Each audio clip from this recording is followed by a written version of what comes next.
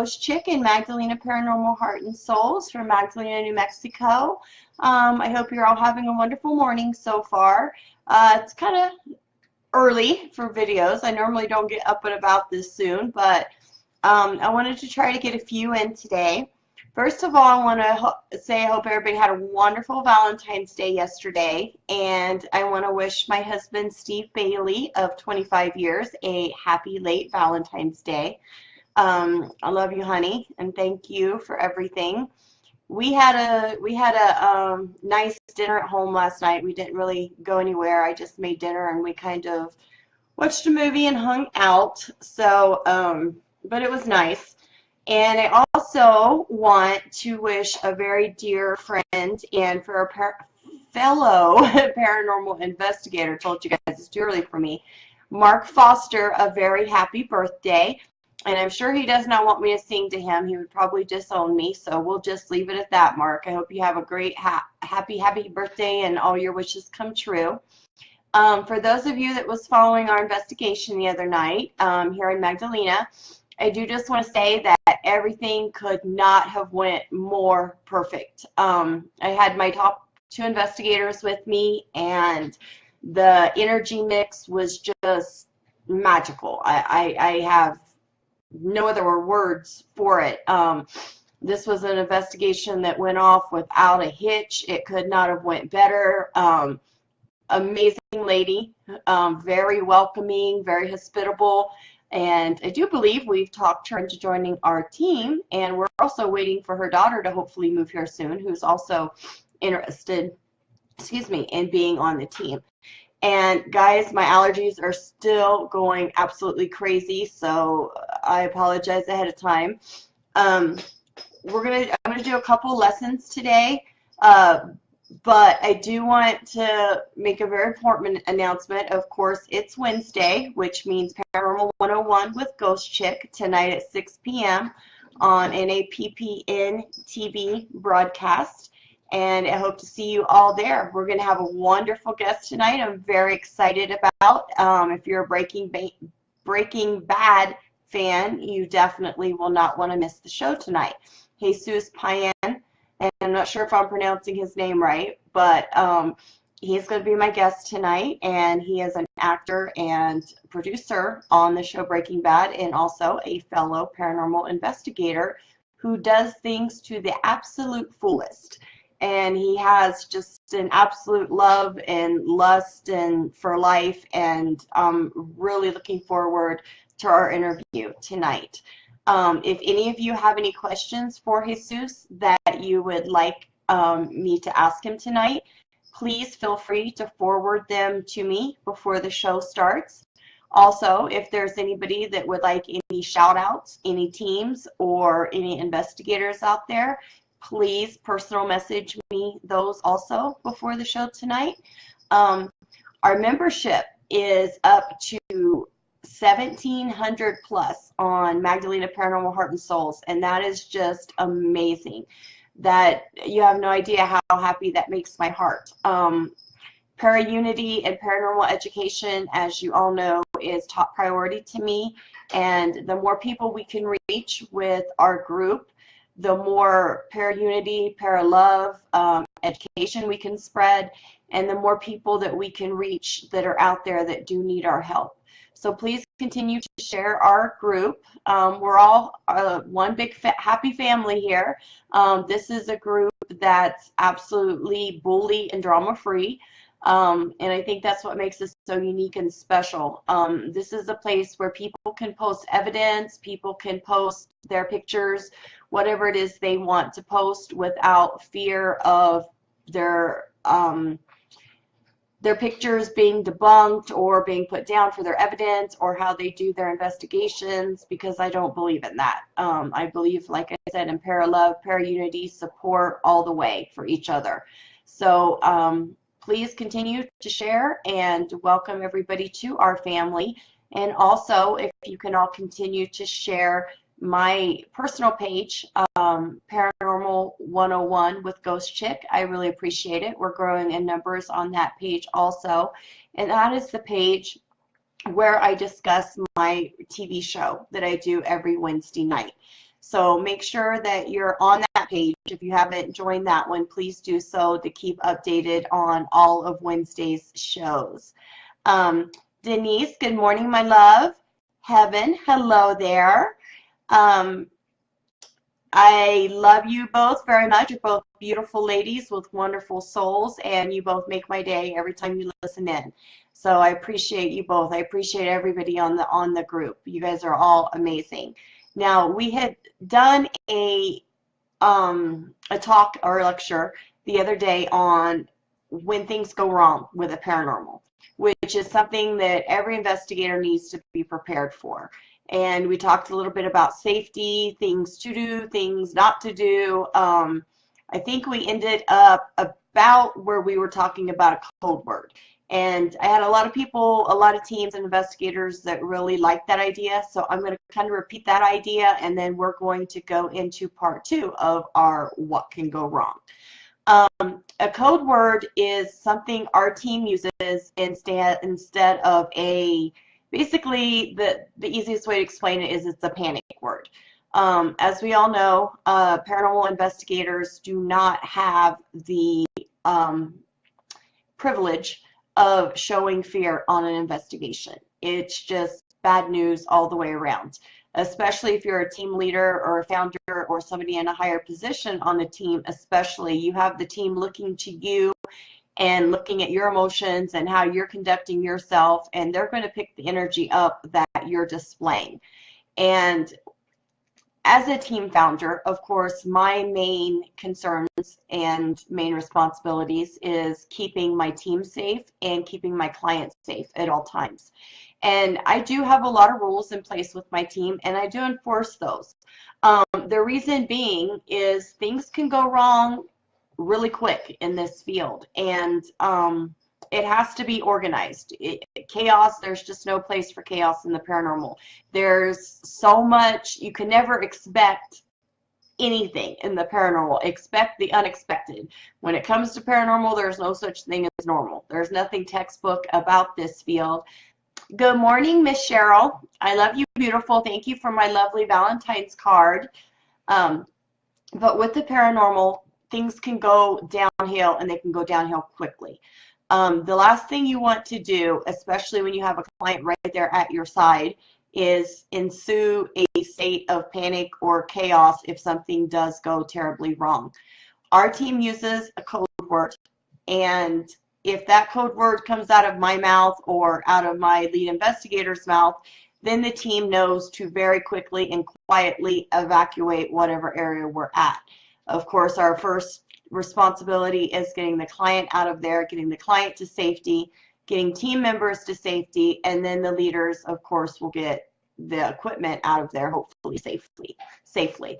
But we talked about everything from running into demons to running into vagrants in buildings to tripping and falling. We covered a lot of stuff in our last video, so I think it had a lot of good information in it. And like I said, we're going to continue with that today. It's going to be my first lesson. As long as my allergies hold out, I plan on doing a few lessons today. Excuse me, it's already going nuts. But part 2, and this information that I got from this lecture, I took from about 5 different articles. I couldn't find one that I specifically liked. I kind of liked them all. There was a little bit about each article that I really liked, so I kind of combined them all together. So we're going to go into part 2 now, and where we left off is talking about theft and damage of equipment. Now, let me do say that out of concern for my clients, I always make sure that one of my forms, and you'll hear me constantly referring back to forms that we have clients sign, confidentiality forms, photo and audio release forms, a whole stray of forms that I make sure that I have on hand. And I cannot recommend or suggest to you enough having your legal forms in place before you begin an investigation. But one of those forms that I do have my clients sign is basically a release saying that we are there with their permission, but we're also there of our own free will and at our own risk. that we will not hold them responsible for any injuries, and we will not hold them responsible for any damage to the equipment. So with that being said, this equipment is, even though our team doesn't use much equipment, we use ourselves and our spiritual gifts a lot more than we use equipment. The equipment that we do have is very important to us, and it's very important to take very good care of your equipment. Okay, Heather has a question. I know that showing fear is not a good thing when confronting a spirit. I am scared, and do I overcome the fear of the paranormal? Honey, that will come with time. That's something that, with experience, your body and your mind will automatically start to shut down that fear. Now, I know how absolutely ridiculous this sounds for me to tell somebody, when you're facing a spirit, when you're in the dark, when you're facing a demon, when you're hearing noises, when you're seeing a shadow, etc., don't let them feel fear. And believe me, I know how hard that is. And it took me quite a while to get to that point. I had to overcome, number one, my fear of the darkness. And which kind of was one of my reasons for the paranormal. There are several reasons I got into the paranormal, but part of my reasons was to face the fears that I did have. And it's, I don't know if you guys have seen my little rat running back there. Oh my goodness! Come here, honey. Hold on, guys. Come here. That was a bad brother. Come here, sweetie. Come here. Come here. Come here. That was a bad big brother, Hanky Poo. That was a bad big brother. Sorry, guys. You know, my critters, the second I get on here, they all start. But say hi. Say good morning. Say, brother scared me. I'm sorry. Say, big brother scared me. Yes, he scared me pieces. She is just about 3 months old now, and she weighs about 4 ounces. And she thinks she's a 30-pound dog and can chase the big doggies around and bite them in the tails and legs and everything else, and think they're not going to turn around and snip her. So she's still learning, especially respect with Mr. Hanky Poo. Mr. Hanky Poo is my grump, my absolute grump. He's the one you always hear growling in the background and grumping at everybody. But anyhow, I'm sorry, Evan. Back to what I was saying, sweetie. It's something that comes in time. It's eventually you'll get to the point to where your adrenaline pretty much takes over and replaces that feeling of fear. And the reason we say not to show fear, of course, for any investigators out there that don't know this, is dark entities, and especially demonic entities, feed off of fear. So the more fear that you show to them, the stronger you're making them. So at the end of the night, when it's now time to clear this house or zap your demons or whatever it is that your team does, the more fear and the more emotion that's been shown throughout the night, you just make this thing stronger. So you're making your job harder on you. The way I started dealing with my fear of the unknown and fear of the paranormal and of all the boogeymen that we all know is out there is, of course, through experience. I mean, there's nothing to replace experience. But if you keep in mind that true demonic hauntings are very rare. For the most part, as far as exactly, Denise just said, I treat the paranormal like my kids. Show no fear or you lose your power. That's exactly right. You give that power away. The second that entity senses that you're afraid of it, it's on. Okay, any steps I can take. I freeze up every time I hear or see things. Yes, hon. There's several things. A lot of it is meditation. And I do a lot of meditating before I go out on an investigation site. I make sure that I am in the right frame of mind, emotionally and mentally. You've got to clear all that garbage and all that other junk out of your head, first and foremost. If you go into an investigation stressed out or with your problems from the day still on your mind or still on your shoulders, you're going to be extra sensitive to anything. So leaving all of that at the door is a big thing. Always meditate. Make a very, very All right, sweetie. Thank you. Have a wonderful day. Love you, Denise.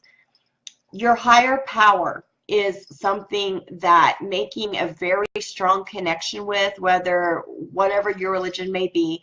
Our team is a very spiritual team. Most of my members are either Wiccan or they follow the Native American religion, or a combination kind of both. I consider myself a Christian Wiccan, so my higher power is God, but it's also the divine. And then we also work through the deities. Prayer. Prayer is something that our team is very in tune to. We ask for protection. We pray together before an investigation. We pray throughout an investigation. But if you have a talisman that you really feel strong about, like I have a tattoo, which is the pinnacle. But I also have a bag, and it may seem simple to some, but I have a bag of crystals and rocks that I always carry with me in my pocket. These are crystals that I have asked Osiris and Isis and my deities and the divine and God, of course, to bless. I also charge them in the moonlight on a regular basis. And I have faith in these crystals and these stones that they're going to keep me safe. So it's finding that connection with whatever it is that you believe in, that you believe keeps you safe on a day-to-day basis.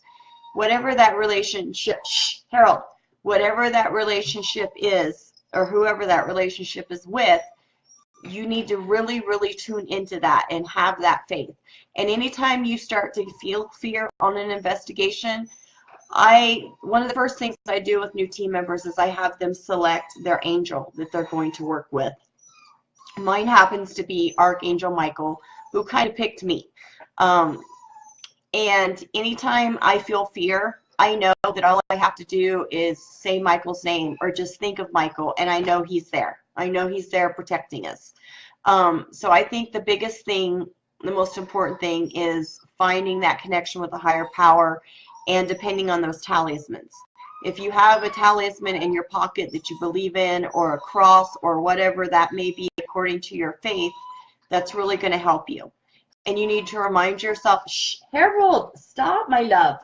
You need to remind yourself before you go on investigations, like I was saying, that demonic hauntings are very, very rare.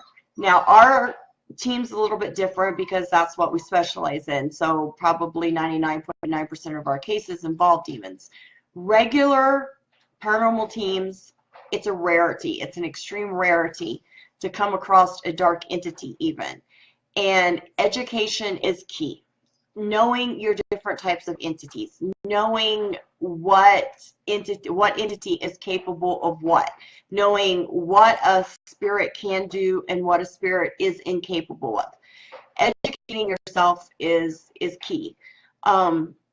These things, the majority of spirits and the majority of entities mean you no harm.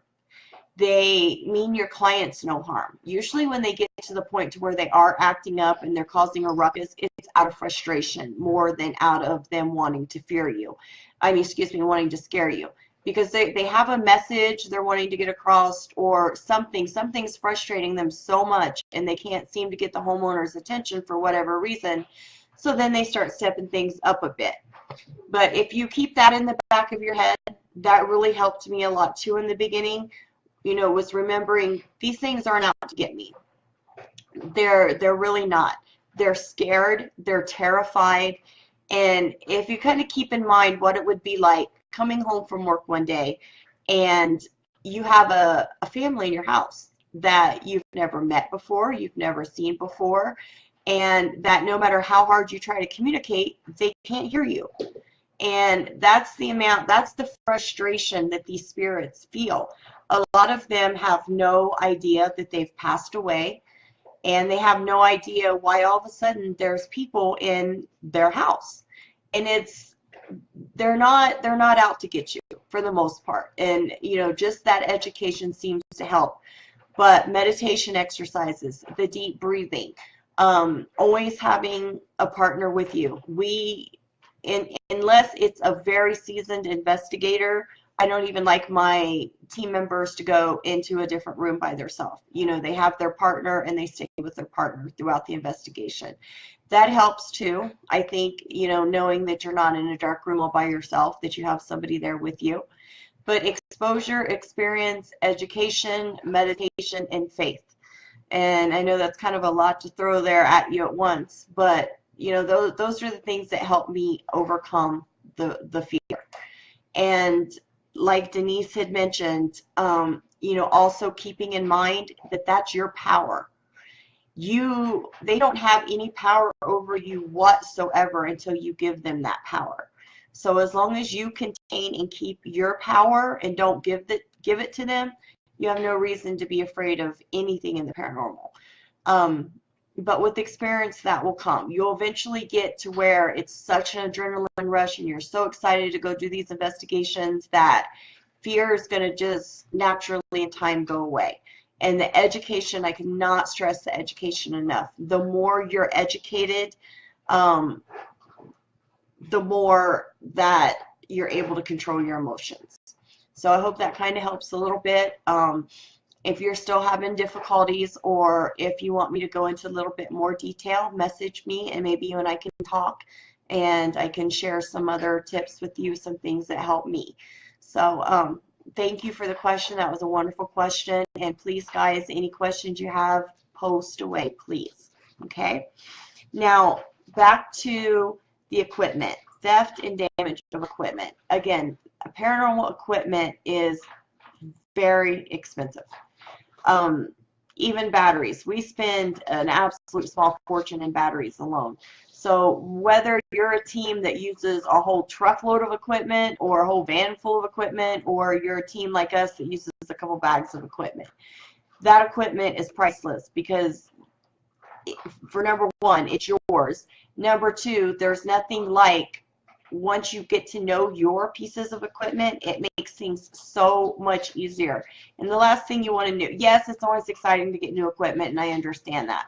But myself personally, I'd rather have my old standbys.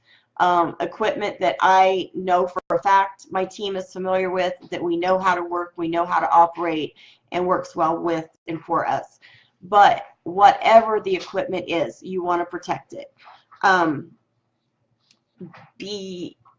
Use common sense and don't flash expensive gear around. And again, that's hard. When anybody gets new ghost equipment, the first thing they want to do is show it off to everybody. I don't ever post or talk about when we get new equipment, because it's a sad world out there today. It truly is. And I hate that things are like that we have to be leery of things like this, but we have to in today's world. First of all, you don't want your equipment in your car for several reasons. First of all, the heat, the cold can damage equipment beyond repair. And secondly, you know, people stealing it. Now, if you do have to have your equipment in the car, obviously, you know, take extra steps to protect it. I know some teams that have a safe, literally have a safe in the back seat of their van where they keep their expensive cameras, their camcorders, etc. But also, obviously, don't leave your equipment. Don't have 5 or 6 bags just laying in your back seat. Keep a blanket in your car. Keep something in your car. Throw over it, even if your windows are locked, even if you have an alarm system. You know, a thief is going to be a lot more intrigued seeing several bags of whatever it is. They may not even know what it is, but if something is in a lot of matching cases or a lot of matching bags, you know, that's just a big flashing light for thieves.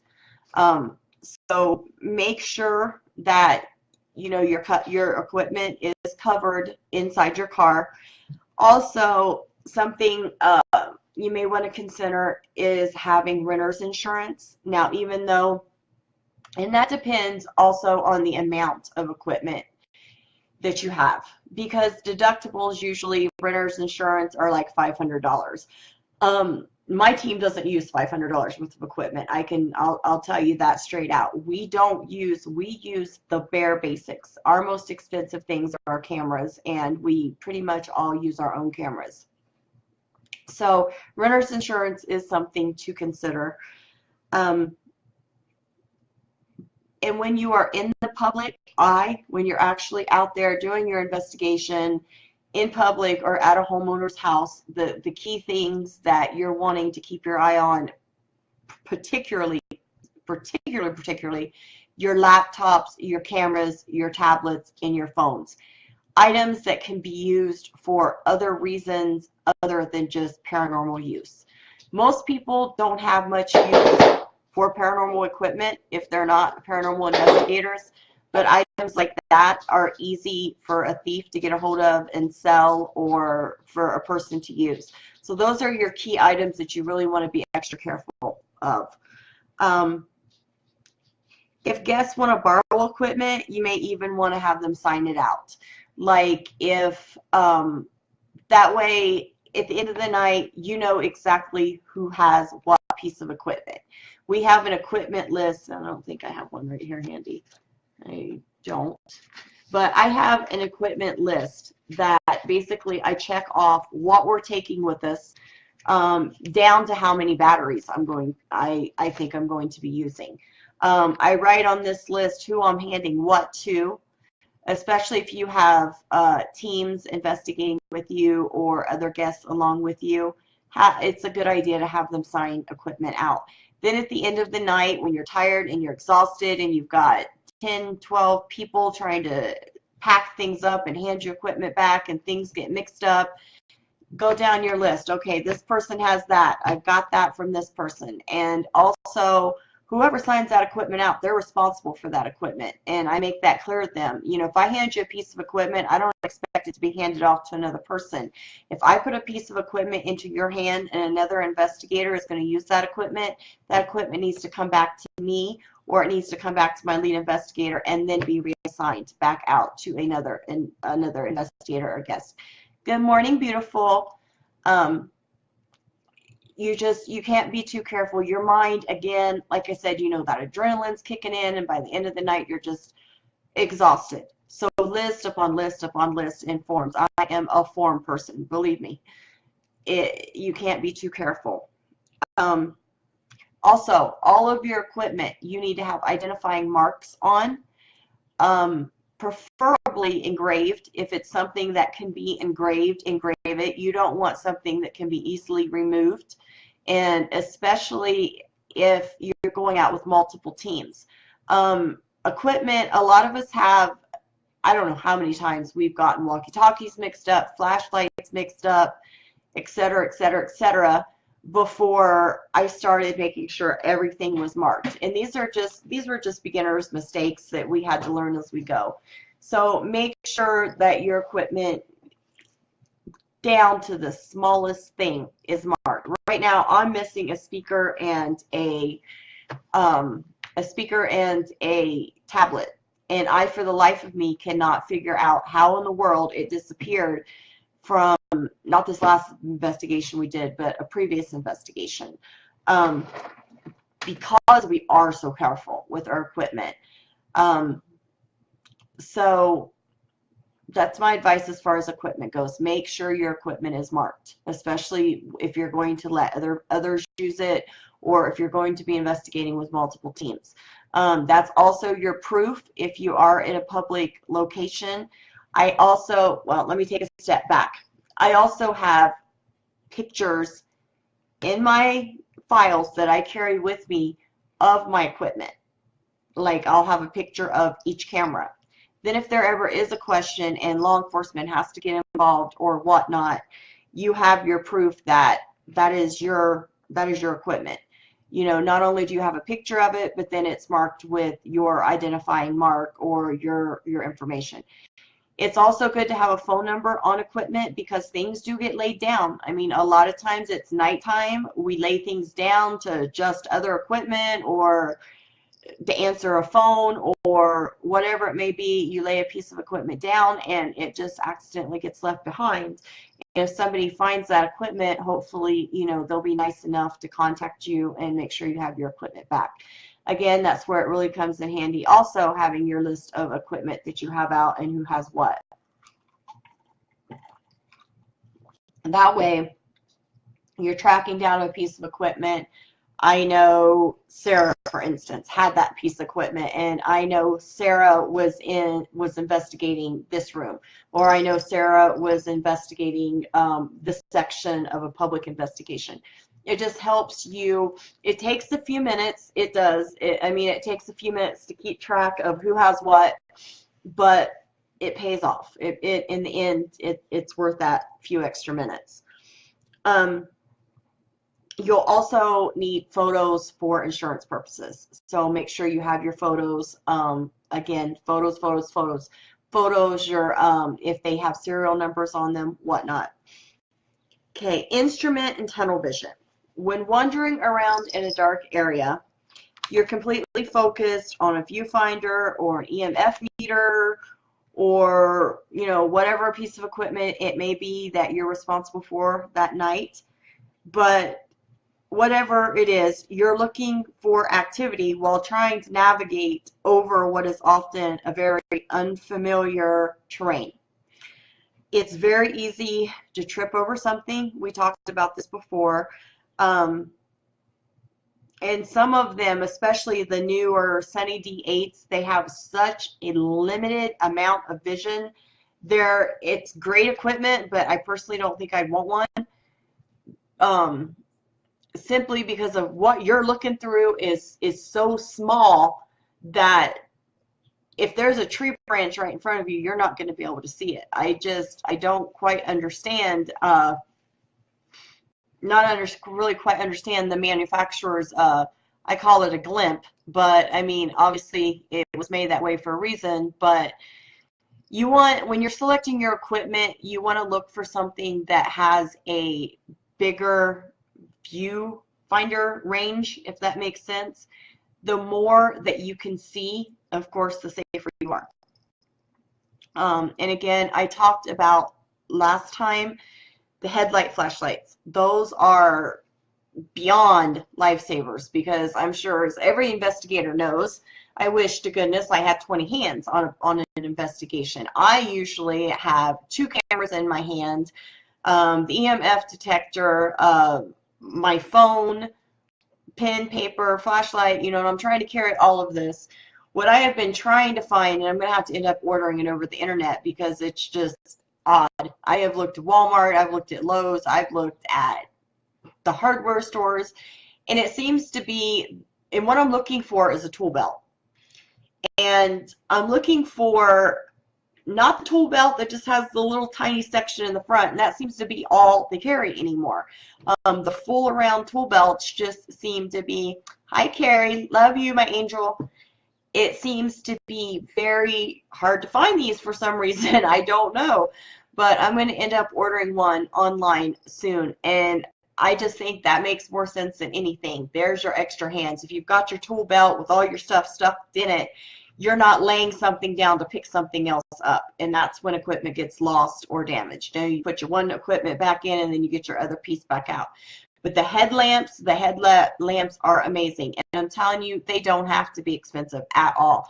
I've had ones, well, myself, my lead investigator, my assistant investigator, we have the ones that are a little bit bigger, the ones with the 3 options, with the low light, the high light, and then the emergency light where they actually strobe.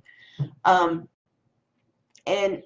let me get on that real quick, just for a second. Let's sidestep and get on that flashlight for a second. That strobe can be used for several things, several things. But since we're talking about safety, that's what we're going to kind of gear it towards right here. If you do come across a vagrant or somebody in a building or someone out on a path, a field, wherever, you hit that strobe light, and if it's on your head, it's straight in their eyes, and that's going to give you the second to get out of there or to gather your senses or whatever you need to do. And our flashlights, I mean, they're just a simple touch. It's touch, touch, touch to whichever option you have. Also, those are good for your shadows. They can also distort the vision of a demonic entity. They can also be turned on as a team member. Like if we're split up in separate groups, which we rarely do. But on the times, like if we are in public and we have teams with us, other teams with us, we know to look out for that strobe light. We know that once that strobe light's set off, somebody's in trouble and we need to get to them. So those headgears with the strobe lights, and I'm telling you, you don't need expensive ones. I think the big ones that we use, I think were $5. The smaller ones that I pass out to team members, I get them at Walmart for $1. And I've had them for almost 2 years, and some of mine are just now, because they take the flat batteries, mine are just now starting to wear down. And like I said, I've been using these things for 2 years. So if you can, and they produce so much light. They're wonderful. And the reason I like them is they're not extremely bright. And you don't want something extremely bright, but it's bright enough to where you can see where you're going without interfering in the investigation. So headlights, headlamps, whatever you want to call them, and tool belts. Big help when it comes to safety. Okay. Obviously, the more narrow your path is that you're trying to walk on, and that immediately makes me think of Sandia Man Caves right away automatically. Pay more attention. Obviously, the more narrow your path is, the more attentive you need to be. Shoes. I was the one always with the high heel boots on when I started investigating. With my back and hip problems, it's way more comfortable for me to have a little bit of lift in my shoes. I learned quickly that's not the time and place for it. It's when I'm up trying to climb up a mountain. So, you know, reasonable shoes, of course, shoes that aren't slippery, because you never know when you're out there and you're going to get a rain, you're going to get a snow, you're going to get a freeze. Just like we did the other night. I mean, at the house we did, I still have equipment sitting there because the whole sidewalk froze up. I couldn't even get all my equipment loaded because of the weather. You know, but this is a friend's house, so it's safe. I wouldn't normally, of course, leave equipment in a person's house I didn't know. But, you know, I took the basics, and I'll go back for the rest tomorrow when things are a little better. But that was the night weather went bad on us. It went south quickly. Thank goodness I had went over the day before and did the outside pictures, because by the time we got there, we ended up in a very, very short-lived blizzard. But it was freezing and just horrible weather. So that was a situation where I was so glad I had all the outside work done before we got there, because we'd have been in trouble. But again, the shoes, you don't want shoes on that you're going to trip in. You don't want shoes that's going to untie on you easily, and you want to make sure you've got good grip on your shoes. Okay.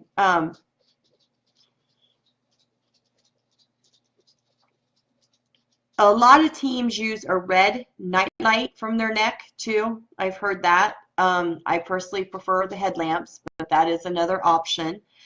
And if you're in an area that, again, like I said, you know, we team up and we have our team members. If it's an area, of course, where it's a very dangerous section of terrain, then, you know, then that's when your bigger flashlights come in, and you're going to have, like, the one team member have the bigger flashlight on the ground ahead of you. So we don't use the big lanterns. We have just the bigger flashlights, and they work great. Again, it's a whole finding that balance between, you don't want too much light, but you need enough light to stay safe. Okay, property damage. It's fairly rare from what I've heard, but accidents do happen. Be careful of letting too many people in one area, and be conscious about fragile and valuable furnishings. Again, complete respect for a person's house. we're guests in their home. Don't ever enter a room without their permission. Be very careful. If you have this is another reason we keep our team small. And then I have other teams that I'll work with on larger investigations. But you don't want to try to pack 20 people into somebody's house. It's just not going to work. Something's going to get broke. Either your equipment's going to get broke or some of their belongings are going to get broke. So be very tedious about their furnishings. Common sense, taking your shoes off at the door, making sure you're not dragging mud through their house, etc. And if you're in an area that has historical significance, make sure you're not sitting drinks down or sitting yourself down for that matter without checking first. There are some places out there that actually require proof of insurance, as in commercial insurance, before they'll even let a team in, because things are so historical and things are so valuable at the location that they want to make sure if something gets broke, your team's going to replace that item.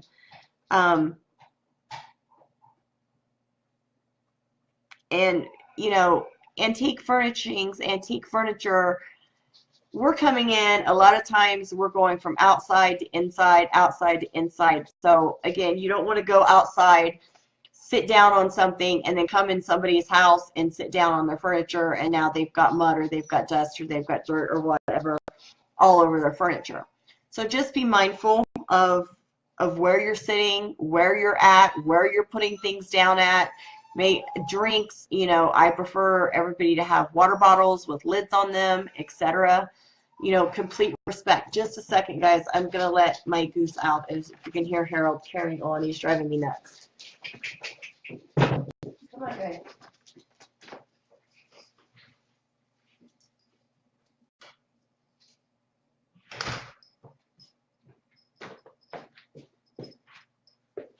And that'll last 30 seconds until he wants back in. He'll be whining again. But thank you guys for my patience with all my critters. You guys know it seems like I won't even see them.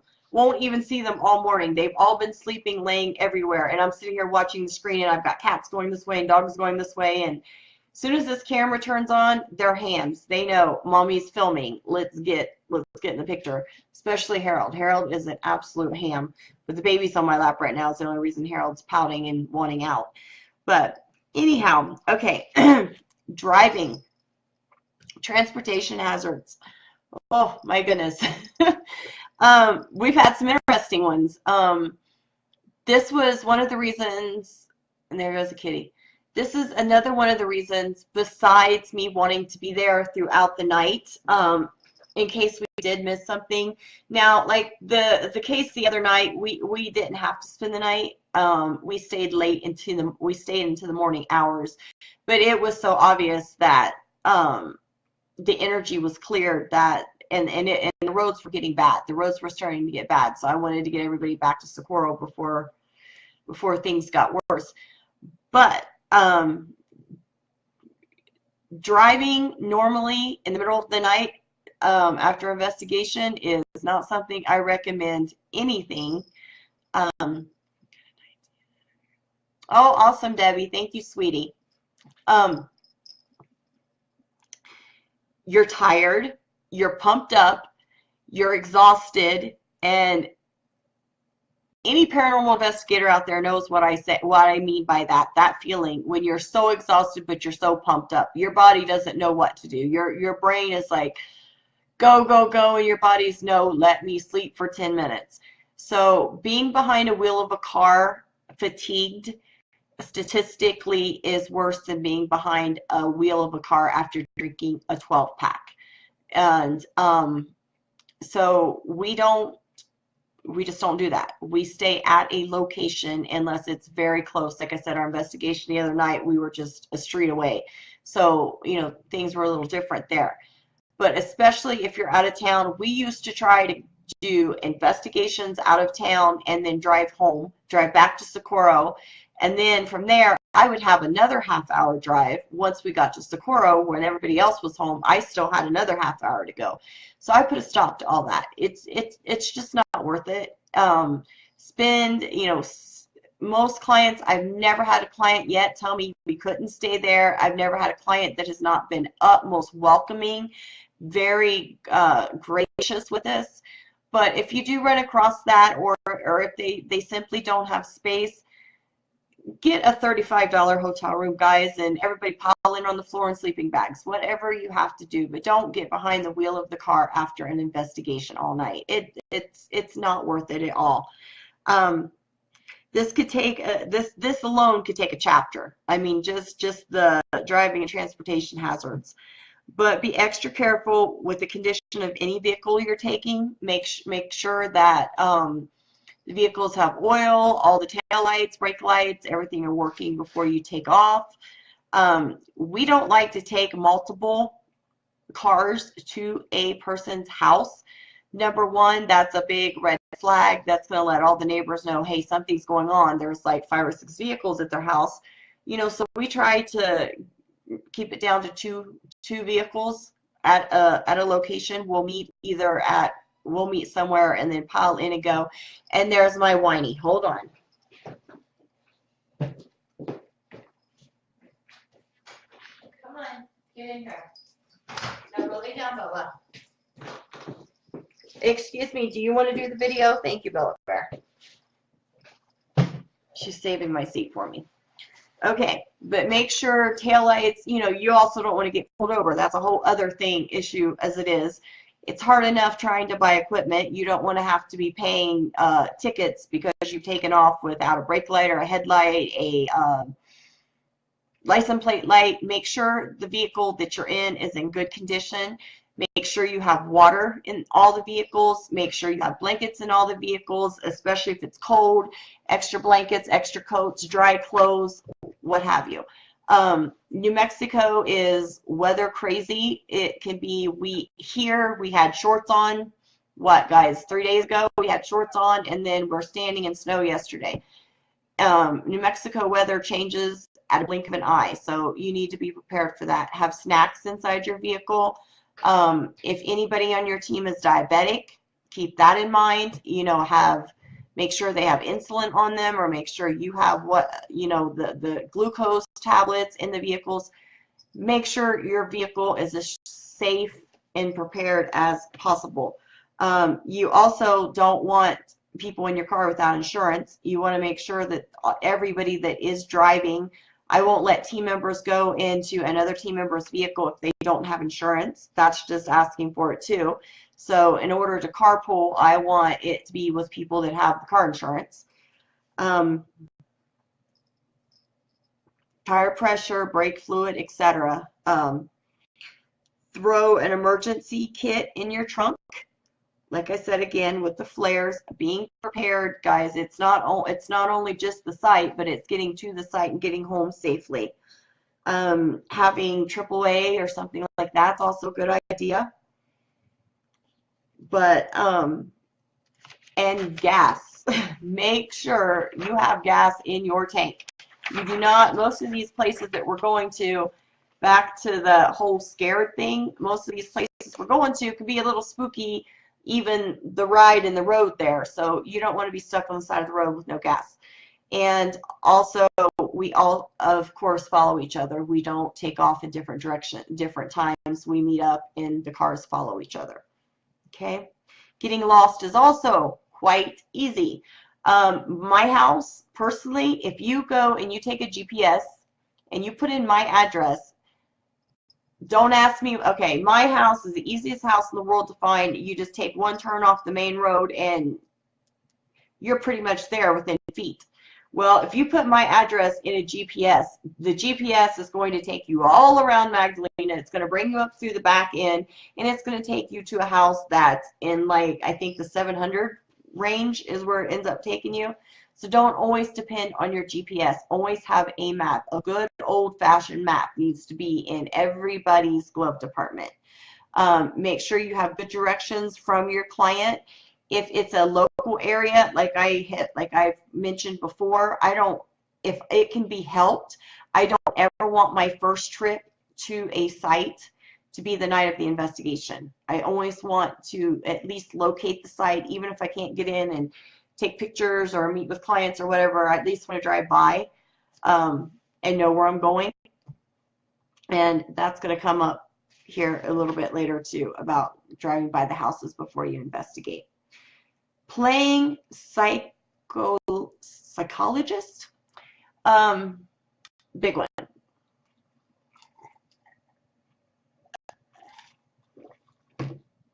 Being a paranormal investigator is not only a psychiatrist, a counselor. We wear so many hats.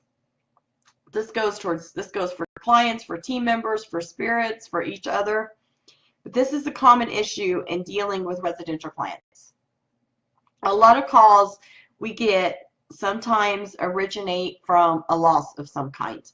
The natural, caring thing to do is to console and give answers to those who are confused and in pain. But the line of appropriate response can be crossed, and you can wind up doing more harm than good if you don't know exactly what to say. Not to mention exposing yourself and your group to needless liability.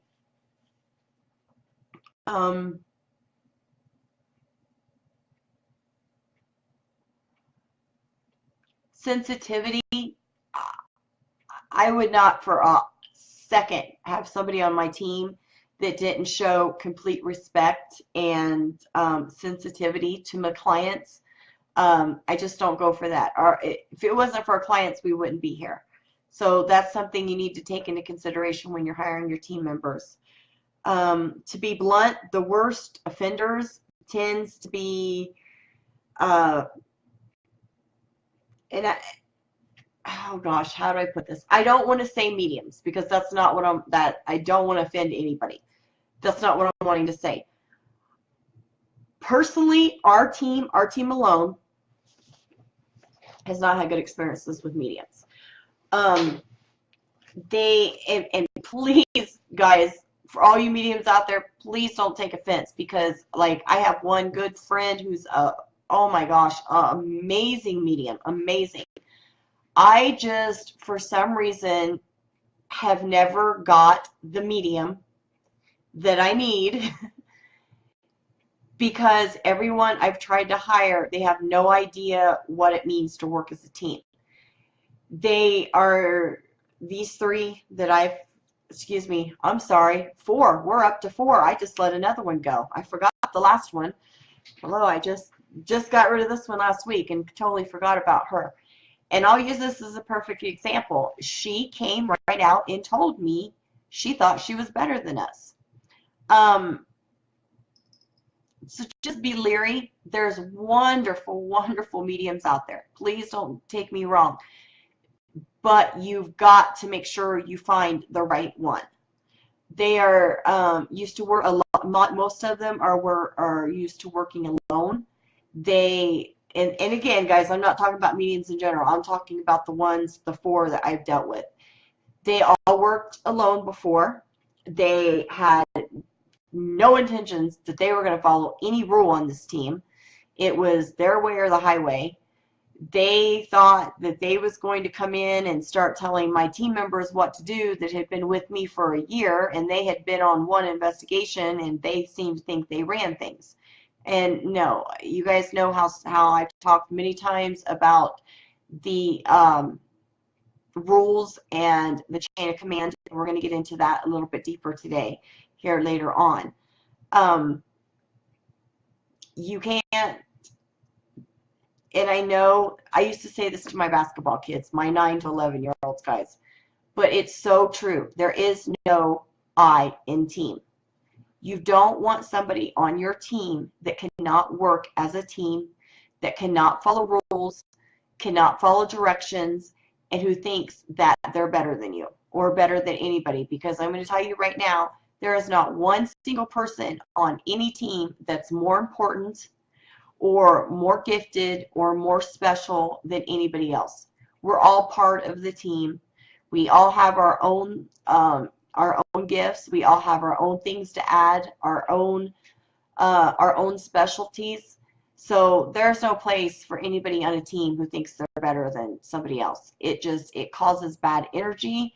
Our team had bad energy for about a month now, maybe more. I actually since December, because in December is right after December is when I let my previous medium go, and then I ended up letting this one go last week. I cannot tell you the energy change in our investigation that we did this week. It was so amazing, so relaxing. Everything just fell into place, not a single problem. And it was because of the different energy. If you have somebody that doesn't mix, or somebody who thinks, again, that they're above everybody else, it's going to cause problems. It's definitely going to cause problems. And again, you know, I'm not talking about mediums out there in general. I'm talking about the 4 that I have tried to have on my team, and it just didn't work for us. And I won't go there again.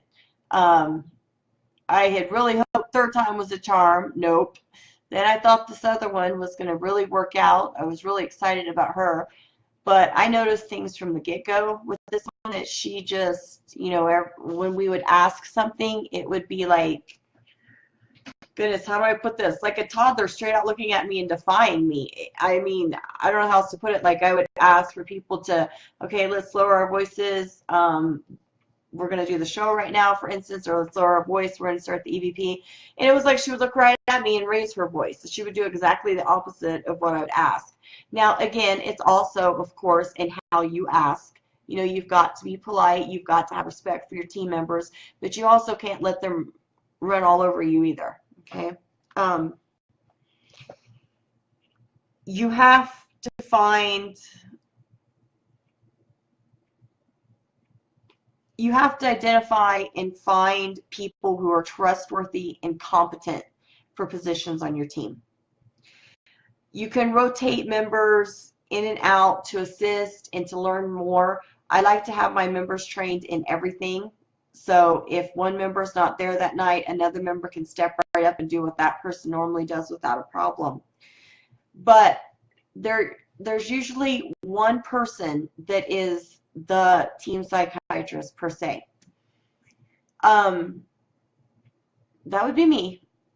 I'm the one that deals with the clients. I'm the one that tries to, the peacemaker per se. But I'm also the heavy-handed one. I'm also the one that will tell you quickly, I'm not putting up with this, you know, this isn't tolerable, this isn't acceptable, and this is not how we run our team. You guys, it's all about the mix of energy. And if you don't have the right mix of energy, you might as well stay home, because you're not going to get nothing. And what you do get is going to be tainted, and it's going to be questionable. You have to have the right mix and the right people.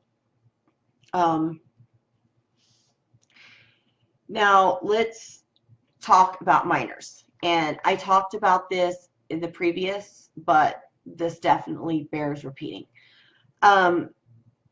Whether a minor is being interviewed, or they're wanting to show you their room, or they're just wanting to follow you around, they're wanting to hang out, whatever, it's too deep. I've been a cub master. I've done 4-H. I've been a basketball coach, football coach, teacher, preschool director. I've done it all with kids, and that's always been my rule to everything, is too deep. And again, it's sad that the world is the way it is today, and that we have to take these precautions. But not only does it protect yourself, it also protects that child. You always have another team member with you, but that's still not good enough. I still don't stop there. I still want a parental figure with us. Anytime we're interviewing a child, anytime a child is showing us their room, anytime they're hanging out with us, that parent's got to be right there. That's just how I do things. It's too scary. It's too scary of a world.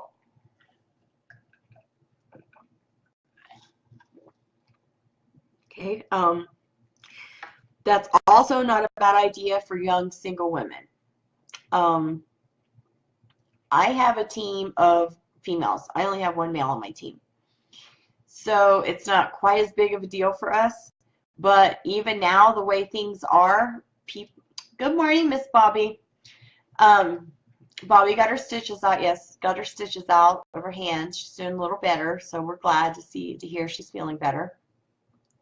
But even a young lady, if it was a team with men, um, you don't want to be alone with a woman, a younger lady. It's just common sense, guys. Just use your common sense. Okay. Be honest and kind, but also learn to spot when people need professional assistance and have references on hand. I always provide my clients with the number to the local Socorro mental health facility here close to us. If we're going to another town, I make sure that I have that information ready for a client. It's our job to help them, not to save them. And that's so hard for me because I'm the caregiver, I'm the saver, I want to fix everything, I'm the fixer. And we have to understand we can only do so much. And again, guys, we're not talking paranormal, we're talking psychological here, playing the role of the psychiatrist. Be kind, be gentle, listen to them, be supportive, let them know that you understand their feelings, acknowledge their feelings. But in the arena of grief and bereavement counseling, that needs to be a professional. I've also ended up with really dear friends. I don't think there's ever a client who I've investigated that I haven't kept in touch with, except for my hoax. All my other clients still call me. We still keep in touch. We Facebook, whatever. But I did get myself into a mix. This person was lonely.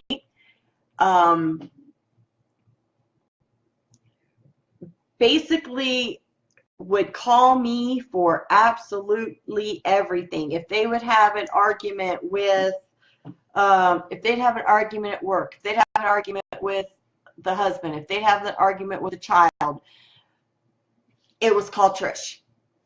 I don't mind being there for people. I am more than happy to open up my heart to anybody, my ears to listen, to lend a helping hand. But when it gets to a point to where they are turning to you instead of professional help, that's where there's an issue. There has to be that line of professionalism where you let them know that you care, but this is beyond your area of expertise, and you really do suggest that it's time to get some mental health assistance. And then help them with that. Don't just tell them that and shove them on their way. Provide them with that information. Provide them with that number. And I tell every client this. It doesn't matter how bad you want whatever is in your home gone. You can have a demon from the realms of hell, and this thing has tortured you and made your life an absolute misery for the last year of your life. Yes, you want this thing gone, but once it's gone, you're going to go through a grieving. And that sounds dumb, I understand, but it's because these things consume so much of our lives and they consume so much of our energy that then when they're gone, it leaves an empty space. So it's actually a grieving of the spirits that are no longer there with you. Also, the mind plays tricks. The mind plays tricks so bad. Almost every single time there'll be a day or there'll be an incident or there'll be something happen and a client will call, oh my gosh, I know it's back. My kitchen counter just slammed. I know it's back. I woke up with a bruise on me. And I try to educate my clients. I try. The more educated your client is, the better off it is for you. Trust me. But I make sure that my clients are aware of all these things that are going to happen, what could happen, what to expect. But there's almost always that irrational moment from a client when they go through thinking things are back. Use sensitivity, be caring, be kind, listen, but also you want to be firm. You want to let them know, it's not that I don't believe you. That's not what I'm trying to say. What I'm trying to tell you is the house is clear. We've cleared the house. There's nothing there. Your mind is playing tricks on you, and it's convincing you that there's things there when there's nothing there. A lot of times it just takes that. It just takes that little bit of redirection and that refocus and that encouragement to get somebody back on the track to recovery. And that's what paranormal is it's recovery. It's recovery. There's no other way to put it. You go through the same steps, the same psychological issues, the same everything as you would if you had a drug addiction. It's recovery. Okay? A good counselor can work within the framework of almost any belief system without trying to change the core of who the client is. Now, Socorro Mental Health here in town recognizes paranormal. The psychiatrist recognizes paranormal. The doctor here in our town in Magdalena at the clinic recognizes paranormal. There is a condition called paranormal PTSD, paranormal post-traumatic stress syndrome, and it's exactly what I said it was. It's when things are gone, there's nothing else in the house, but your mind, your energy field, your whatever just can't seem to let that thing go, and it's medically recognized now. It's so different, and we're so lucky that it wasn't like it was back in the day. And anytime you're trying to give somebody that help and that encouragement, that's also the last thing you should be doing, is trying to change them in any way or change their belief system. Okay.